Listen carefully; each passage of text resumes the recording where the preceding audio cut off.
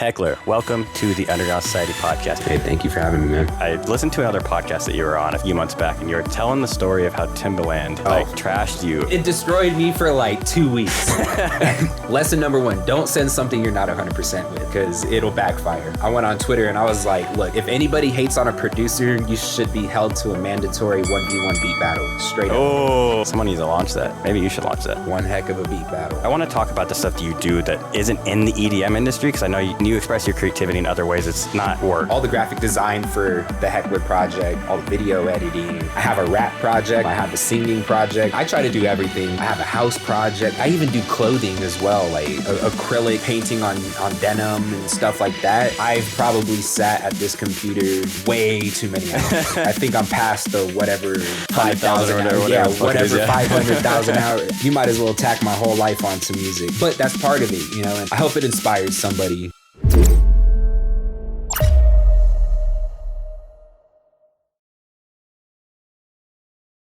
Hekler, welcome to the Underground Society podcast. How are you doing, man? I'm doing good, man. How are you doing? Fantastic. I'm just stoked to have you here. I've been wanting to interview you for a long time, so thank you so much for your time today. Hey, thank you for having me, man. Appreciate it. Obviously, I like to start off the show with just getting to know people's backgrounds and stuff. So and I know you've toured all around not only the United States, but you've performed overseas. You just played at Boothaus, which we'll get into in a minute. But take me before that. How did you kind of start in the EDM industry, or really in the music industry for that matter? Well, back when I was like 12, 13, I was playing the trombone in jazz band. Started making hip hop beats. Then, like everybody, discovered Skrillex when I was like 13, and then it's like, damn, I want to do that. Started working, taking my computer to school, making music at lunch and stuff. And then right after high school, I was supposed to be going to like an audio engineering school. Okay.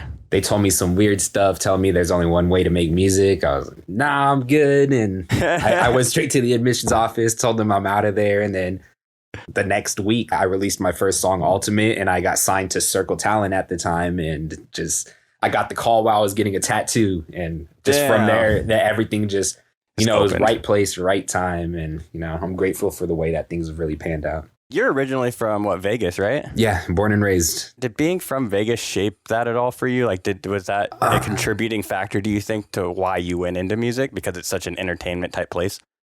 Not necessarily. I'm not the type to really, like, at the time I was going out and, like any of us when we first start, like going to the small shows, desert raves and stuff like that. And it just kind of intrigued me that people were able to do that. But I didn't necessarily go and be part of the local scene. I kind of more focused on the music side of things. So smart. Yeah. That's usually backwards to what most people do. Usually they're like, I want to get in the scene. No disrespect. Yeah. And like no disrespect to anybody that does do it that way. I'm just saying, if you want to be in the music industry, focus on the music. But if you want to just be a DJ, put your time and effort into being a great DJ.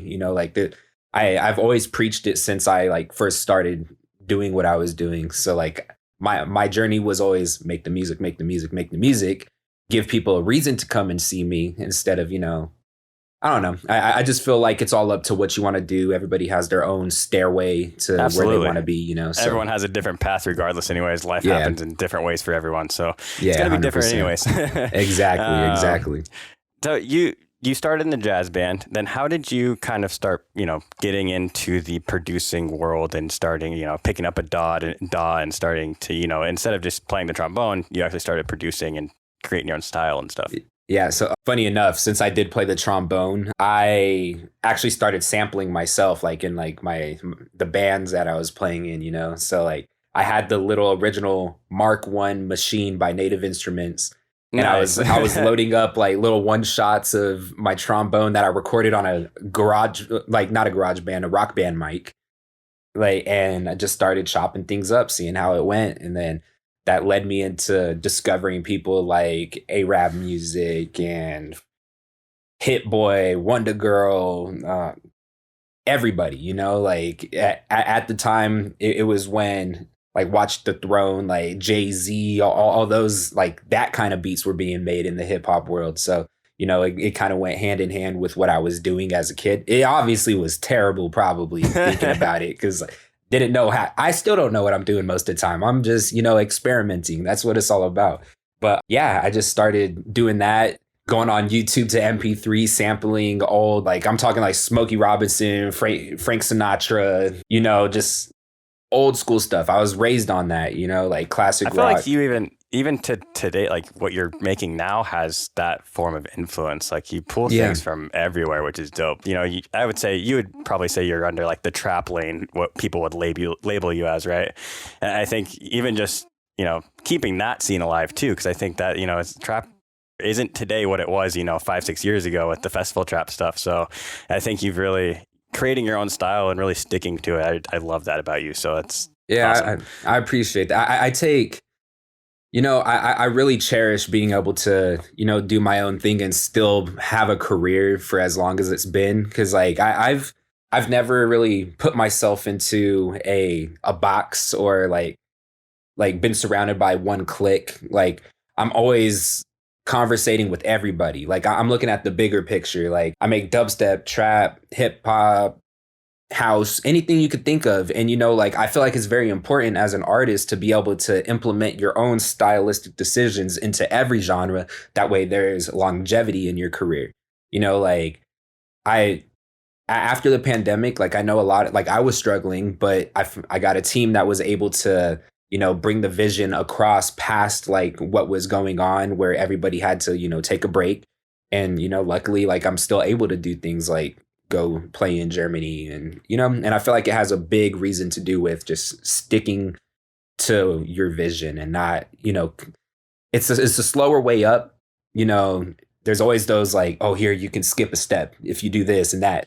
It's like, man, I feel like with all those steps though, like there's a reason why it's supposed to take the time it does. There's a reason why, and I'm just learning this myself, and I think you stand by this as well, is like those times are what's going to teach you the lessons that you need to learn to become successful in the future. So exactly. Yeah. I mean, I'm a firm believer that, life is about the journey, not the destination, and people have to realize that failure is a necessary step to success. And, you can like, you can try really hard at one thing, fail, give up, or you can go next, see you never know. The doorway to success could be right around the corner. So you just got to keep going. Like I was in the position where I've wanted to quit so many times just because things got hard.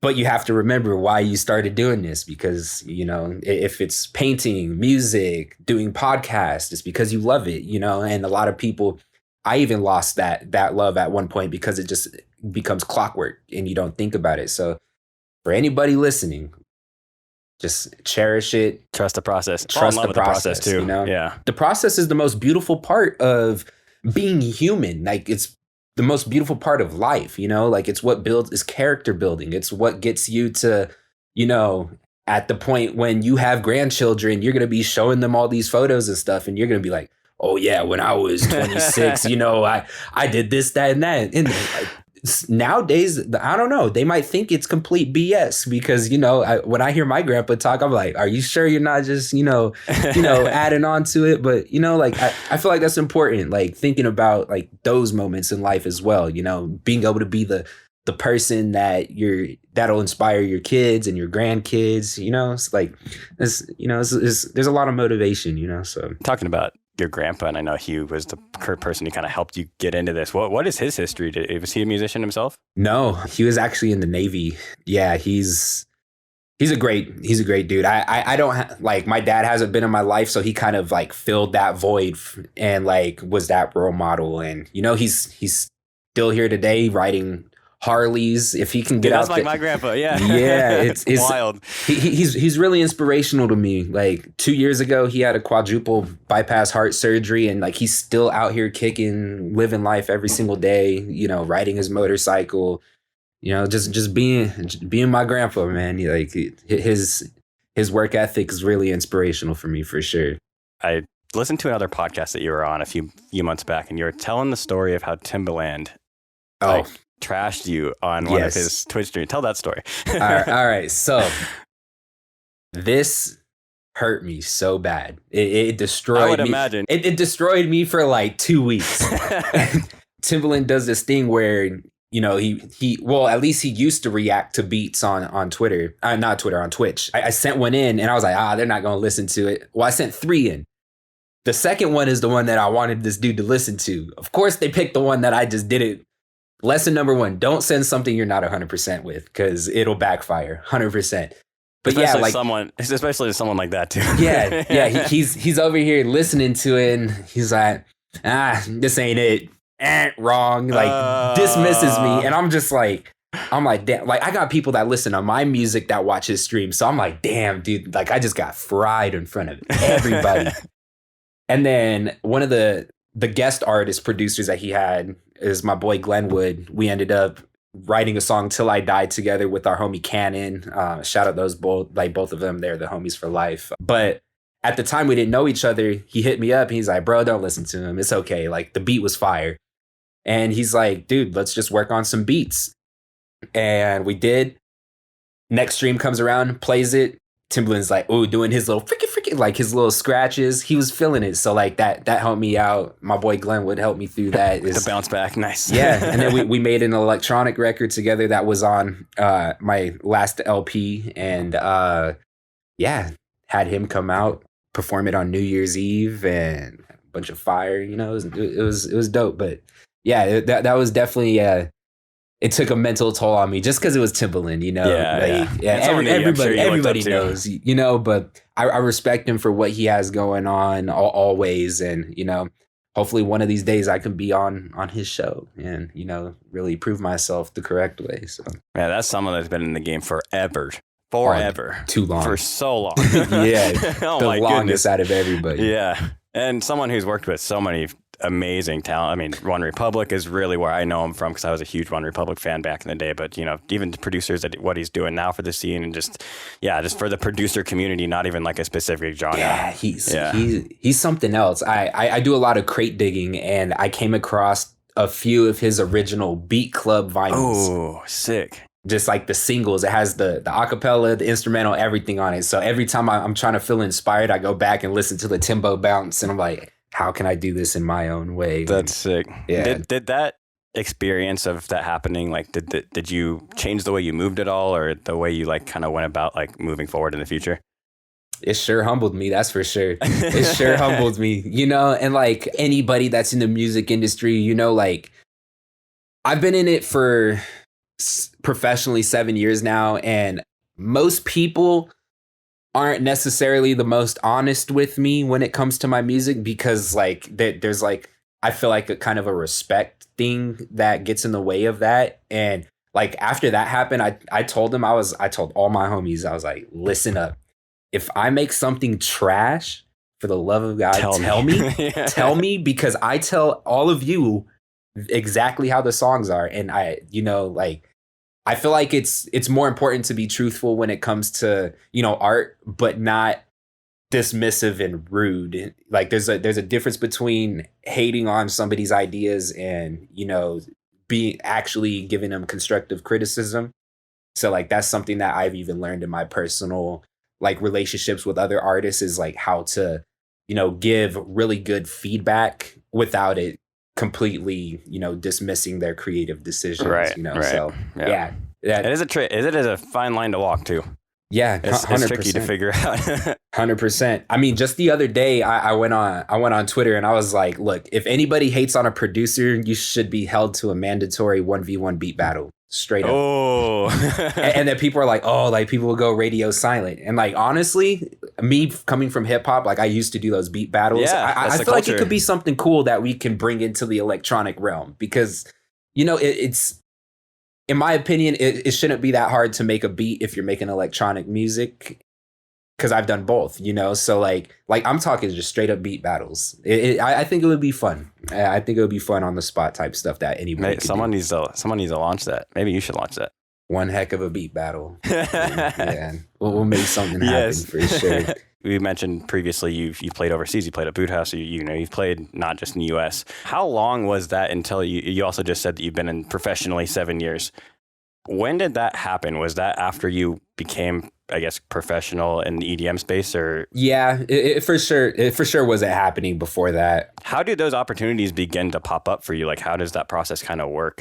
Is it just to manage it, and is it kind of up to your management and agents, or is it up to the people overseas finding you? And then It's a little bit of both. Like there's a lot of different hands in the pot for sure. Like I could tell you my very first real show was because Slander actually played my first song as Hekler at Holy Shit back in like 2017 or something like that. And this guy Jameson, shout out Jameson, he really helped me like in the very beginning. Booked me for the Incendia stage at Okeechobee, and that was my first, real big show, all because I focused on the music. Like going back to that, I made a song that people were enjoying and playing out, so like it got me that opportunity to play that festival. And I played directly after Snell's back-to-back 12th Planet, which was terrifying. As my first show, I maybe touched CDJs like twice before that. And yeah, I was just sitting there studying them, how to do it. Like I didn't even have things analyzed, nothing, but people to this day bring that setup and like they loved it, So I feel like there's a lot of stories like that of people who just focus on the producing first, who are producers first instead of the DJs first, of like their first show being some like crazy opportunity. I just talked to, who Mad Dubs is? Oh, yes. Yeah, Mad Dubs is a legend. Dude, his first show was freaking Rampage. We just had him on the show. Mm-hmm. His first show was Rampage. Yeah, I was just insane. with him. Yeah, that's crazy. He was just out in Germany. That's the boy. Yeah, first time we met, he randomly it's crazy, bro. Yeah. What, I guess, finally clicked for you within your music, or maybe it was a mindset thing? What needed to change within you to actually become like a full-time touring artist?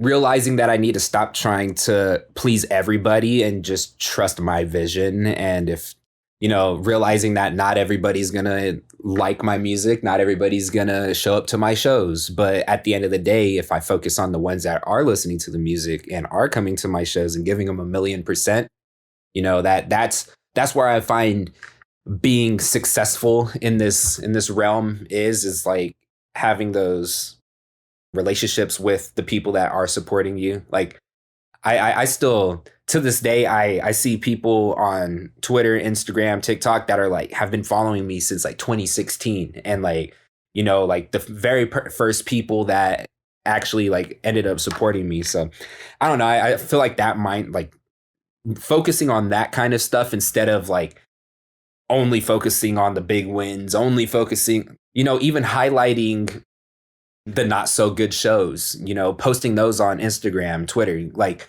I feel like being very transparent is a big factor in everything that has molded my career. And, just keeping it real, not trying to, confine to a norm or like follow a wave that is popping at the time. Because like I'm sure you've noticed now that there's a lot of people shifting their music away from what they're known for, just so like so many people doing that now. But there's a lot of people. 5 years ago that was not a thing at all. Exactly. And a lot of people, I was going to chime in and say, a lot of people either find success or sometimes don't find success in trying new things out. And maybe they're just really good at one thing. And then there's other people that are good at multiple things. So it kind of depends on you as an artist too, I think. And I can tell you one of the people that I've seen switch it up a little bit and it's absolutely killing it is my boy Gravedigger.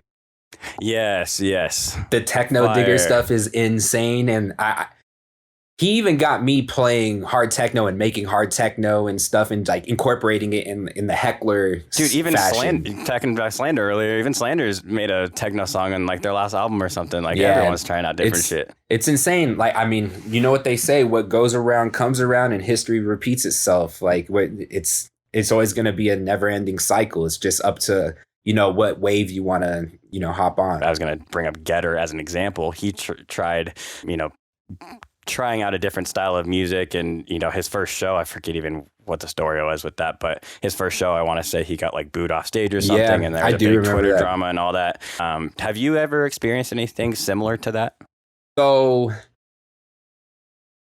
during the pandemic, I kind of went down this melodic journey and switched it up, which I'm super grateful. Like a lot of people tried new shit, especially during COVID though, so it was kind of the time too. Yeah, 100%. And during this time, it really helped me grow as a producer overall, because before pandemic, I was just, kind of stagnant in the way my music was because I was touring so heavy. So I was able to, you know, listen to things like Visceral and all these like different, one-off type vibes for these artists. And it inspired me. And it actually led me to working with Jalil. I don't know if you know who Jalil is. Yeah, he's been blowing up like crazy. Like I'm talking superstar. This guy is everywhere. And luckily, like we're talking about, switching up a little bit. I wrote a song Astral with him.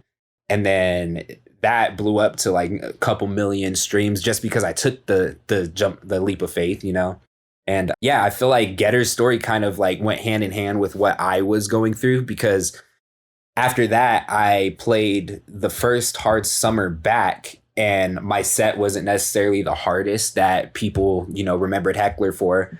But I feel like that was like the most fulfilling moment in my career, because I was able to go out there and just leave everything that I've been working on the stage and let people, take it in for what it was. And I did get backlash on Twitter. I did have people saying like, yo, like this set was trash. What happened to Hekler? Da, da, da. And, yeah, I feel like it was a very necessary step to get to where I am now, because I personally feel like I'm in a better creative space. The way my live shows are, they're insane now. We were talking earlier, like you have to go through all the motions. You have to, fail or, learn to get to the success. And, now I have a team that believes in it. And now we're just releasing everything, like we're doing the hard stuff. We're doing the melodic stuff. We're doing the OG Hekler stuff. I mean, me and Debo just released a trap record with Jesse Covitz on Boombox Cartel's label, and we wrote that 3 years ago, and people are going nuts over it today. Damn. So all I'm saying is trust the process. And like, even if you go through like a situation where you get booed off stage, or like people are like talking down on your set because you tried something different, just trust it. It's going to suck at the moment. It tore me up for a couple months, but just trust it. And at the end of the tunnel, there's going to be light. It's going to be great. Just trust your process. And, I've noticed too, when anything new happens, I think people are kind of trained to react negatively to it. But then once they're like, oh, they're actually trying something new, and they kind of open their minds to it, then it's like almost easier to do what you're doing and continue experimenting in new lanes and stuff. Has that been your experience? Yeah, for sure. Because I mean, ever since I started the Hekler project, I've always said that I'm going to make whatever. And it's like, I'm never only going to be a dubstep artist or only a trap artist or whatever. And, my catalog shows that. I've started with trap. I have house records out. And, for the most part, a lot of my original fans and like people that listen to my music understand that. And as an artist, I've tried to keep that kind of connection with them. Like I did like this unreleased every day for like however many months. And every week was, like every week I had 7 songs a week, boom, boom, boom, boom, promoting them on TikTok. And they were all different. I was doing hip hop stuff, melodic stuff, so I feel like it's very important not to pigeonhole yourself too early on in your career, because I think experimenting like that too allows you to see what works and what doesn't. When you are trying out different things and you are, experimenting on social media and doing a song a day, it's like, okay, it's like very clear evidence. You actually have like analytical data to show you like, okay, which direction actually is working for me, which exactly. It's like that's one thing people don't focus on is the overall demographic and the people that you are reaching. And they don't realize that you are in the very beginning totally in control of that, because you can target exactly who you want. You are fully in charge of that. But the moment that you say that you are this, when in reality you don't want to be that, or it's not what you fully believe in, once you put it out to the universe, you're giving it full control, in my opinion. So, and even with my past experiences, like I've said going back to like the pandemic, I'm completely done making heavy music, which was obviously completely false because I'm right back to doing it. And I'm enjoying it more than I did before. But yeah, just be careful what you put out there because it could or could not end up biting you at the end of the day. So I want to talk about the stuff that you do that isn't in the EDM industry, because I know you mentioned that you're working on a rock project and you do some other expressive things like graphic design, and you express your creativity in other ways. It's not work. Can you go into that a little bit and like how that kind of came to be? So I do graphic design and stuff. I use Blender. I do all the graphic design for the Hekler project, all the video editing. Pretty much all your visuals done by you? Yeah, absolutely everything. Yeah, sick. Yeah. Shout out my boy Be Safe. He's the one that taught me how to, look my way through Blender, kind of look at it as if I'm making music in a way. They all kind of go hand in hand once you understand one program. It's pretty easy. And then I have a rap project where I produce all the beats and I rap on them. I have a singing project where I'm like doing pop stuff. I try to do everything, That's super cool. Damn. Yeah. And then I'm working on this I feel like this project is going to be insane, but me and my boy Sam King are working on something very special. Has nothing to do with electronic music. It's strictly just, it's just great. So like when it comes out, it's good. It's going to definitely make some moves in the music industry for sure. And then I have a house project. I have a bunch of, I just have a bunch going on, to be honest. I'm just waiting for the right time to kind of, put it out into the world, So yeah, I just find the beauty and love in art as a whole. I mean, I paint as well. Yeah, there's just a bunch going on in my head, to be honest. Do you think it's important for more producers, especially as it becomes a job and a career and stuff, to be able to exercise, their creativity outside and like for fun things outside of like just focusing on the creativity for their artist project? Yeah, I feel like it's one of the most important things that I learned in my career, to be honest, because anybody and everybody's going to run into writer's blocks. If you're in a writer's block, that doesn't mean that you run into a creative block painting, or if you're a producer, if you can't make a beat, that doesn't mean you can't sit down and write some lyrics and, maybe record those and build a beat around that, or I even do clothing as well, like acrylic painting on denim and stuff like that.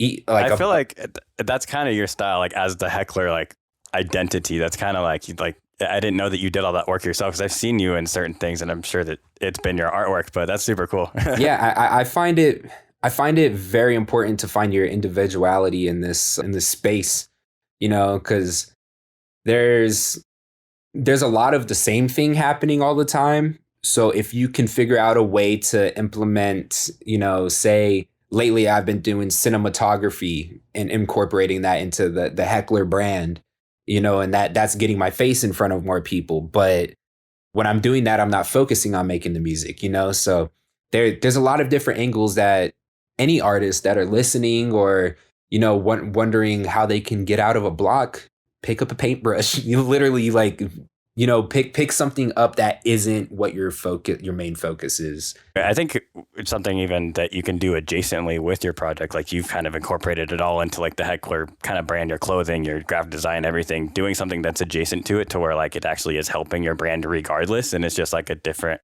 exercise of how you're practicing your creativity. I think that's super smart too, because then you don't have to outsource as much shit and it's like saving you money. Yeah, exactly. There's a lot of benefits from being able to, I mean, look, like the way I see it is every single day I try to at least study and get better at one skill. That way I can incorporate it into what the big picture is. And if you're doing that, you're constantly using your brain. You're gonna have less brain fog, like you're constantly gonna be working. Because I know sometimes sitting in here for like 16 hours, just it's going crazy, like yeah, it's mentally exhausting. So, just exercise the brain. Learn. Do you do anything as far as like taking care of your brain, as far as like for your mental health? Early on, I did do quite a bit of meditation, and just reading too, I guess. Reading definitely falls in that. Yeah, even on the phone, I'll do like these brain games and stuff like that. I feel like it's very important to be like keep on your toes, keeping the brain healthy, because, the older you get, you start becoming younger in your brain. So like I feel like it's very important to exercise that your mentality, and I feel like it's definitely very important. But yeah, I used to meditate early on. I haven't done it quite.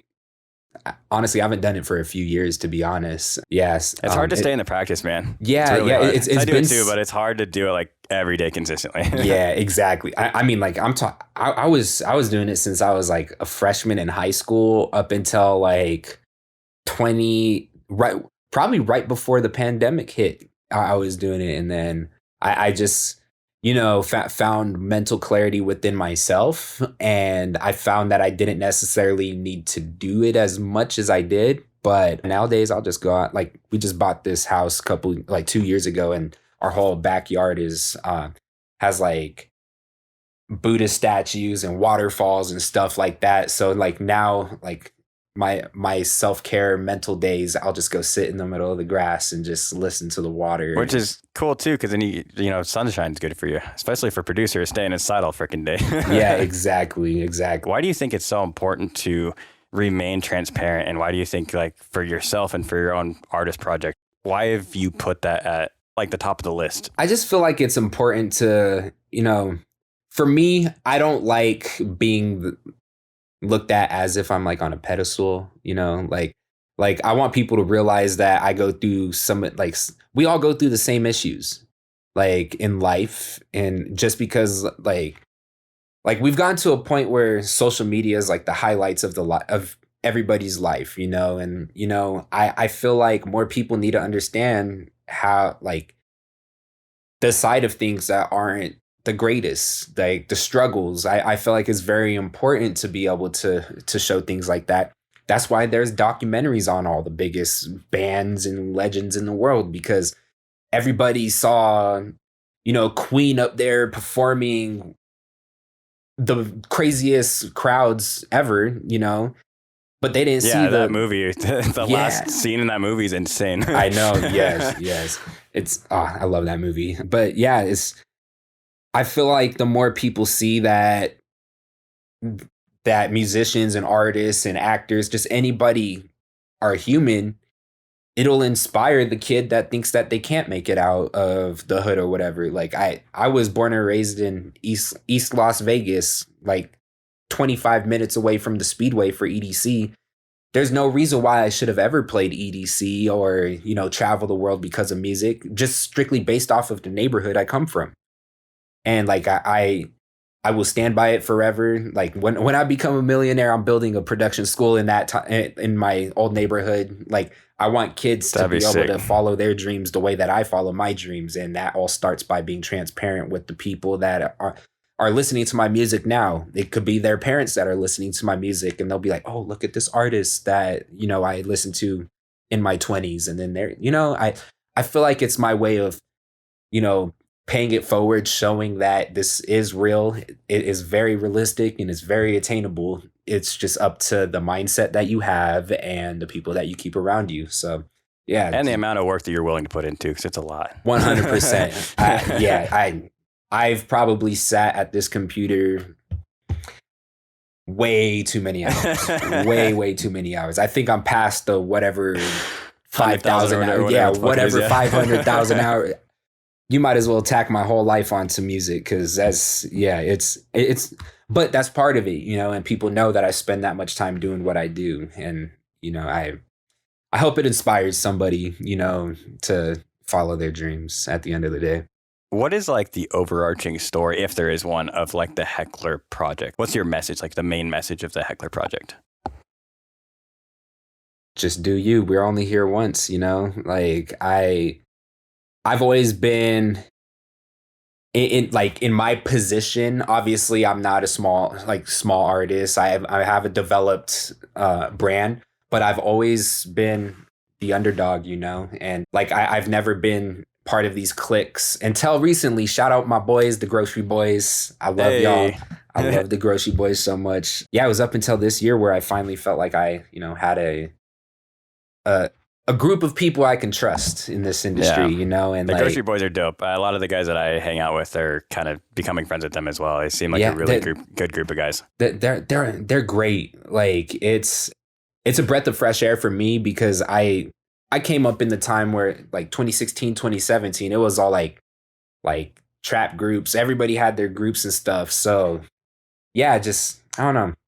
I feel like it's very important to find those type of people. And like you know, at one point they Sweet Tooth was like, well, I hit him up. I was like, why am I not part of the Grocery Boys? What's up? He's like, bro, we thought you were too big for us. Da, da, da. And now I'm in there every single day, Discord, everything, you know. I'm going to add you on Discord. I'm in there as well. Oh, please. Yeah. I'm just always sitting in there talking about the things we're talking about right now, you know, trying to inspire these dudes that are just starting out, that have like, you know, a couple hundred monthly listeners, that had like, don't really know how to navigate the industry. Like after this, I'm about to host a Discord social media seminar for them, like talking about, you know, I feel like it's important. Like I hate the gatekeeping mentality of a lot of the people that even I've come up with and are no longer in touch with. Like there's a lot of that. Like they blow up and then, you know, they act like they don't know you, or they like close the door, you know, like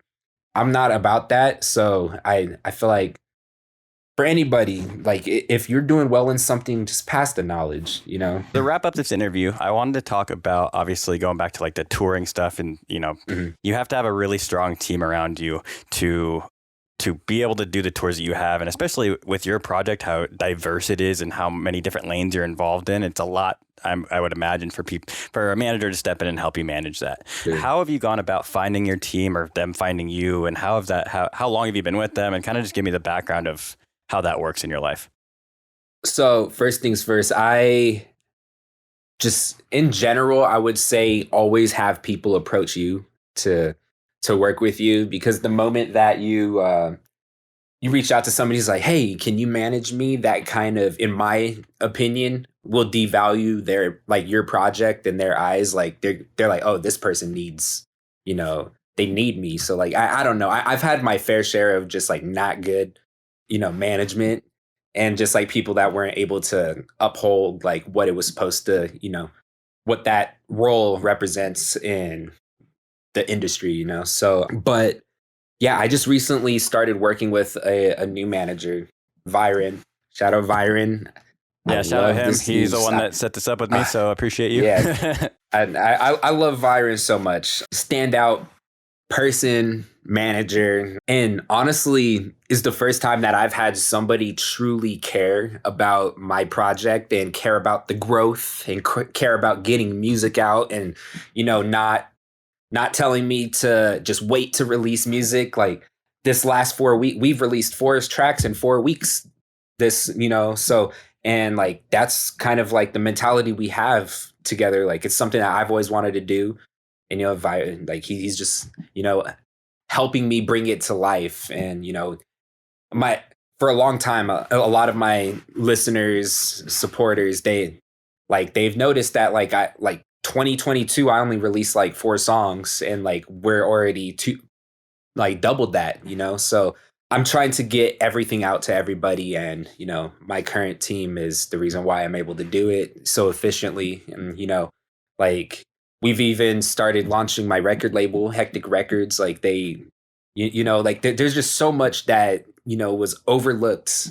It's really important to find those people that truly believe in you. Like I was going through, you know, rocky things everywhere with my previous team. And, you know, yeah, I firmly believe there's still good people in the music industry. You know, my faith has been restored. Yeah. So you've been in the game for a long time. Do you think it had stunted your growth at all, working with people who didn't fully comprehend or fully support what you were doing? 1,000,000%, but I can't blame them. You know, it's you know, it's everybody's individual decisions. Like it was my decision to stick with those people for that long. And, you know, I was young. I didn't know right from wrong. I didn't know what was the, you know, the correct way of doing things. And, you know, back to our previous conversation, you know, you have to go through the journey to really, you know, be enlightened, you know, like be like understand the way things are supposed to be. So yeah, the growth of my project definitely, you know, has been up and down, but I personally feel that at this point, this is the strongest the Hekler brand has ever been. It's the strongest that the music has ever been. You know, like I have a radio show that's like not only on Insomniac Radio, but it's being broadcast on FM channels around the world. You know, so like there's I just the moment that I felt like I was gonna give up is when like all like you know all this great stuff started happening. That's usually when it does. Like right when you're on that cusp of like, I don't think I can go anymore, and you somehow find the energy to do so. That's usually when the breakthroughs happen for people. Yeah, exactly. So like I guess like the moral or like of you know what I stand for is just you know just keep going. Like it's gotten me this far, and you know I for the most part the very beginning of my career I did it by myself with my girlfriend and my family and two of my homies. Like we weren't able to pay for you know X, Y, and Z, you know, like it's, you know, just started from the like literal bottom, making music sitting on cardboard boxes, but just believing in it. You just got to believe because What about your new team, I guess, is other than the fact that they're willing to help you carry out all these different things you want to do, what makes them like different or I don't even want to necessarily call them higher level, but just like, what makes them different, and why did you choose to go with them when you did leave your other management? the amount of focus for sure. Because me, I definitely get all over the place as an artist. Like I'll be working on one thing, especially doing everything myself, like the artwork, like just like the overall scheduling. Like before I started doing this when I was like touring when I was 17. So like you know, I had all this energy and stuff being able to do all that stuff. But now people are Byron, Prodigy, you know, they're all able to I gave them what they needed to do what they needed to do. And, you know, like they are doing stuff with it. They're making moves. And yeah, I'm just grateful to have that kind of team. Like the way I see it is, like we said before, it's just important to be able to have like that personal connection with them. And, you know, like I consider them family. Like I would do anything for my family. I do anything for my team. They do anything for me. Like that's the dynamic that you need there for success, in my opinion. You know, so just really try to have good intuition about the person that's, you know, coming forward and saying that they believe that you should trust them with your baby. Like that's the kind of mentality that you need to have. Because if they're already like acting weird and like slimy off rip, when like you can sense that, that's already not a good sign. You know, people promising that they're gonna, you know, for sure make you blow up. You need somebody that's realistic. You need somebody that's gonna be like, hey, like if we put in a lot of work, we can get to this point, but it is all dependent on how much work you as the artist put in. I feel like that's something very important that should be heard when you're having those conversations, because a lot of people sign, like even I did. I signed with the manager and I was like, I'm good. I'm going to be solid forever, you know? And like my mom let me fly to LA 17, 18 years old to meet with people, you know, like I flew out there and had like 6 or 7 management meetings within the span of 4 days. And, you know, I've heard it. I've heard everything. I've heard that they could promise you the world, promise you this, that. And I could tell you for a fact, I've been promised so many things in this realm in my life that like you just have to, you know, try to see through the BS automatically. And, you know, just trust your gut. Just trust yourself. Have you found that when you've had those gut feelings of like, maybe I shouldn't trust this person, but you go ahead and do it anyways, that it like eventually bites you in your ass? I used to, but now if I don't like you right off rip, we're not there's no reason for us to be in each other's lives, you know? Cause like I've traveled the world. I've met every type of person that you can meet. Like I feel like I have a really good judgment of character, and like, you know, it's not good to judge a book by its cover, but you just got to listen to the things when people are like, you know, trying to promise you things. Like it's definitely different from when you're like making friends or like meeting random people. Like, just be a good person. But like when it comes down to the nitty gritty of it, the business, you need to hear what is exactly coming out of those people's mouths, you know? So what's your opinion on, like, you know, you're an artist who's just starting out with their first manager, but maybe their first manager is someone who's also starting out in their career. Do you think that's a good idea or a bad idea? To where you can grow with them. For sure. Grow with them. Like if they're your homie and you trust them off rip, or like they don't have any clients, but everybody has to start somewhere. And like my very first manager was, you know, we started at the same time. And, you know, obviously I don't work with him anymore, but I'm talking, this is like 2016, 2017.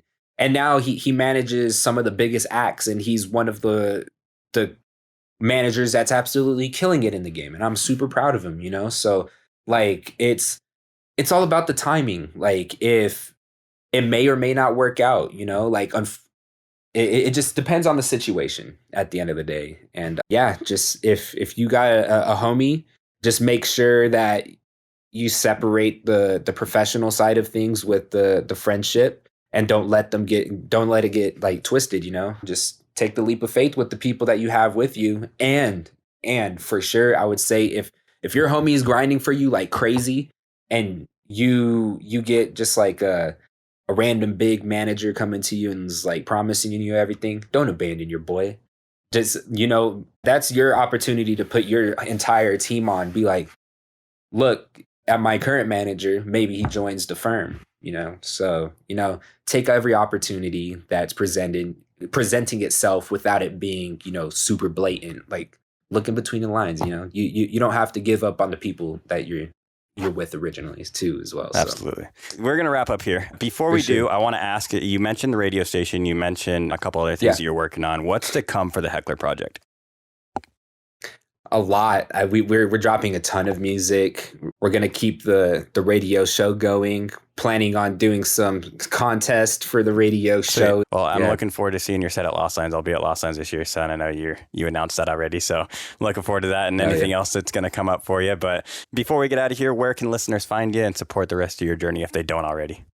Check me out at Hekler Music on all socials. Just check me out. Spotify, Apple Music. We're doing cool visualizers and stuff on YouTube, doing dope TikTok content. And like I said, every week, Monday at 7, we got the radio show. I'm always premiering new unreleased music on there as well. And might find me playing some video games on Twitch soon as well. Gonna start taking my gaming career a little serious, you know? So final question. I ask this at the end of every single interview. If there's one piece of advice you could give yourself when you first started out in music, back when you were just playing in a jazz band, what would that be? Trust yourself. Like, simple as that. Trust yourself, because at the end of the day, you know exactly what you need to do. Nobody else can do it for you. It's up to you to take the first step and take initiative, and not like let people walk all over you. And, you know, just trust yourself. Trust is big for relationships. It's also important within, you know, so. Awesome. Thank you so much for your time today, man. Really appreciate it. Yeah, thank you for having me.